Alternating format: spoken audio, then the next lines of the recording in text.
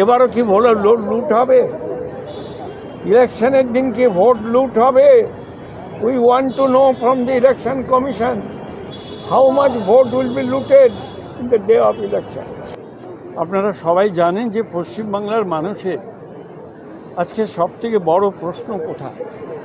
সবথেকে বড় প্রশ্ন হচ্ছে 7 লক্ষ অ্যাডজুডিকেশন, তাদের ভবিষ্যৎটা কি?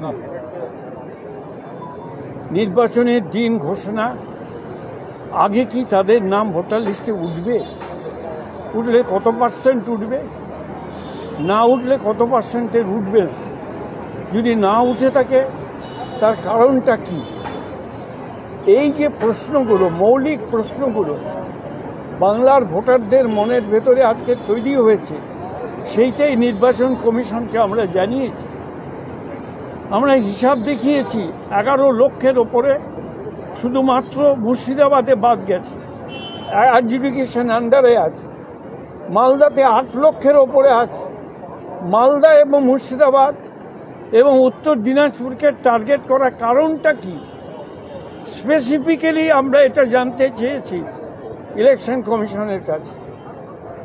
আমরা ইলেকশন কমিশনকে একথাও বলেছি, যে প্রসেসের মধ্যে দিয়ে মাননীয় জজ সাহেবরা এই ব্যাপারে ইন্টারফেয়ার করছেন, তারা নিশ্চয়ই করবেন, তাতে আমাদের কোনো অসুবিধা নেই।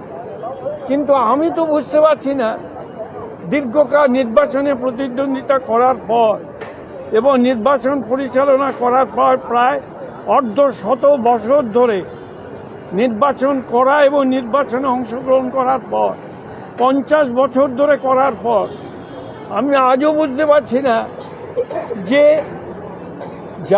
যাদের হাতে দায়িত্ব দেওয়া হয়েছে এই ভোটার লিস্টের সংশোধনের কাজে তদারকি করার জন্য, তাদের সঙ্গে ইলেকশন কমিশনের অফিসের যারা কর্মচারী আছে তাদের রিলেশনশিপটা কি, তাদের ফাংশনিংটা কেমন করে অ্যামালগামেটেড হবে, এইটা আপনি ক্লিয়ার করুন। তারা বলেছেন তারা এই বিষয়টা দেখবেন, কোর্টের অর্ডারে হয়েছে, আমাদের কোনো আপত্তি নেই। আমরা খুশি মহামান্য হাইকোর্ট, সুপ্রিম কোর্ট ইন্টারফেয়ার করেছেন, আমরা আশা করি। কিন্তু সেই সঙ্গে সঙ্গে আমাদের এটাও বক্তব্য যেন এমন কোনো জটিলতা তৈরি না হয়, বারে বারে বলছি, এমন কিছু লিগেল জটিলতা তৈরি না হয় যাতে জেনুইন ভোটারদের নাম বাদ পড়ে। এই জায়গাটায় আমাদের আতঙ্ক রয়ে গেছে। এক দফায় না, আমরা বলেছি আগে আমাদের প্রোটেকশন ক দফায় দিতে পারবেন বলুন। যদি 1 দফায় দিতে পারেন 1 দফায় করুন, যদি 2 দফায় করতে পারেন 2 দফায় করবেন, 3 দফায় করতে পারে 3 দফায় করবেন। It depends on you. কোনো দফার ব্যাপার নয়, ব্যাপারটা হচ্ছে প্রোটেকশনে। আমরা খুশি হব 1 দফায় হলে, আমরা খুশি হব 1 দফায় হলে, কিন্তু আপনাকে অ্যাশিওর করতে হবে যে 1 দফার ভোট নিরপেক্ষ হবে। আপনি যদি বলেন 1 দফায় ভোট হবে, ভোট লুট হবে, আমরা কখনো রাজি নই, কখনো রাজি নই, পরিষ্কারভাবে জানিয়ে দিচ্ছি। এবং নির্বাচন কমিশনকে পরিষ্কার বলেছি, depends on you, you tell us যে কোনটা করলে পরে করতে পারে। একটা প্রশ্ন ছিল, যারা এখন বিচারাধীন অবস্থায় রয়েছে তাদের নামটা যুক্ত হওয়ার পর কি ভোট চাইলেন? নিশ্চয়ই অ্যাডজুডিকেশন যদি কমপ্লিট না হয়, 7 লক্ষ ভোটারকে বাদ রেখে ভোটার তালিকা আপনি কি করে ঘোষণা করবেন? আর ভোটার তালিকা যদি ফুল ঘোষণা না হয় তাহলে ইলেকশনে যাবেনই বা কী করে, ডেটেই বা অ্যানাউন্স হবে? এটা তো আমরা বলেছি।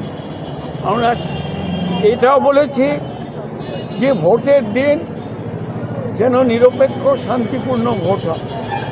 ইলেকশন কমিশনকে আমরা বলেছি, আমি ব্যক্তিগতভাবে টিএন সেশনের সময় থেকে ইলেকশন কমিশনের সঙ্গে কাজ করছি। প্রতিবারই কমিশন বলে, গতবারও লোকসভার আগে বলে গিয়েছিল ভালো ভোট হবে, ভোট লুট হয়েছে। এবারও কি ভোট লুট হবে? ইলেকশনের দিন কি ভোট লুট হবে? We want to know from the election commission how much vote will be looted in the day of election. 60 লক্ষ নিয়ে কোনো আশ্বস্ত বা কিছু বললেন? 60 লক্ষের ব্যাপার নিয়ে তারা এখনো পর্যন্ত কোন প্রসেসে কিভাবে কমপ্লিট করবেন সেই চিন্তা আমাদের কাছে এখনো পৌঁছয়নি, আমরা জানি না। চলো, হয়ে গেছে। আমরা ডেইলি স্ট্যাটাস চেয়েছি যে প্রত্যেক দিন কত কত অ্যাডজুডিকেশন কেস সলভ করা হচ্ছে, এটা গুরুত্বপূর্ণ বিষয়, এটা দেখা হোক।